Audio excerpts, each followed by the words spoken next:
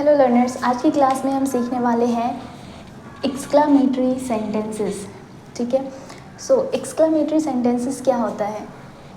N exclamatory sentences express emotions like surprise, fear, joy, anger etcetera.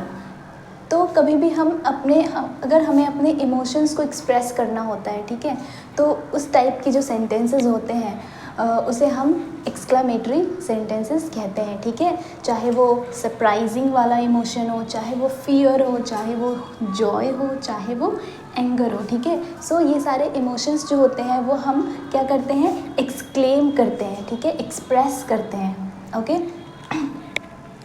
It ends with an exclamatory mark. और जब भी हम ऐसे sentences लिखते हैं तो हम जब इसका एंड करते हैं तो हम ये वाला मार्क देते हैं। ठीक है, और इस मार्क को हम कहते हैं exclamatory mark. Okay, it conveys an emotion और फीलिंग। और इस ऐसे सेंटेंस से हम क्या करते हैं, अपने इमोशंस को और अपने फीलिंग को कन्वे करते हैं। ठीक है, तो आज की क्लास में हम कुछ सेंटेंसेस करने वाले हैं जो कि हमारा सरप्राइज़ वाला इमोशन कन्वे करेगा। ठीक है, सो आज की क्लास में हम न सिर्फ ये एक्सक्लामेटरी सेंटेंस क्या होता है ये जानेंगे, बल्कि हम ये भी जानेंगे कि हम अगर किसी चीज़ को लेकर सरप्राइज़ हैं, ठीक है, तो हम उसे अपने लफ्ज़ों में अपने फीलिंग्स को कैसे एक्सप्रेस करें। ठीक है, तो पहला हमारा सेंटेंस है व्हाट अ वंडरफुल हाउस। ठीक है,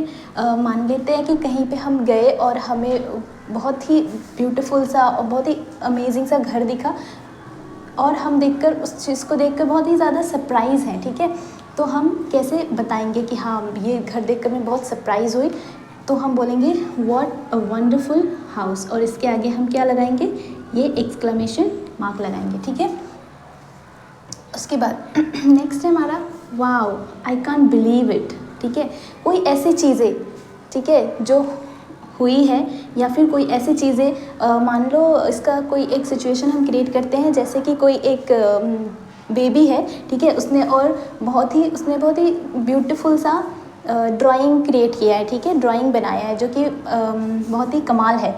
तो वो देखकर आप क्या हो गए, सरप्राइज़ हो गए। तो उस टाइम पे आप जो अपनी फीलिंग, अपने इमोशंस को शो करेंगे, तो आप ऐसे कह सकते हैं wow I can't believe it, इतना छोटा सा बच्चा और उसने इतनी प्यारी सी ड्राइंग बनाई है। ठीक है, ऐसा।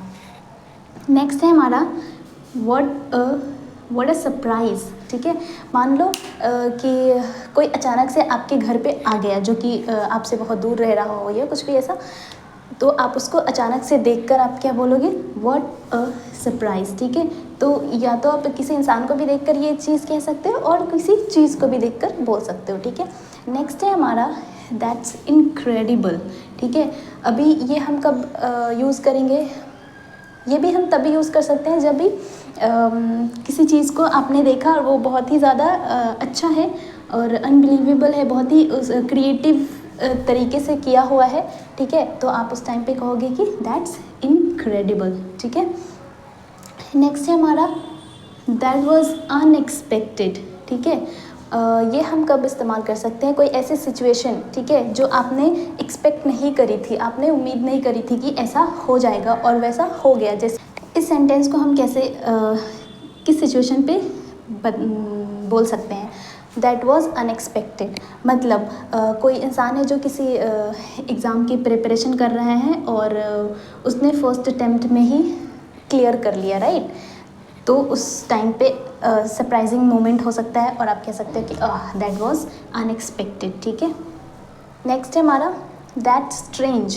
ठीक है, ये हम कब इस्तेमाल कर सकते हैं, जब कोई चीज़ बहुत अजीब हो गई हो, ठीक है, और उस टाइम आप उस चीज़ को देखकर बहुत सरप्राइज हो, तो आप बोलोगे दैट्स स्ट्रेंज। ठीक है, नेक्स्ट है हमारा दैट्स अनबिलीवेबल।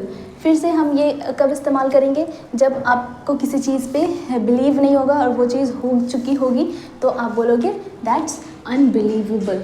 ठीक है, नेक्स्ट है हमारा आई डोंट बिलीव माई आईज़।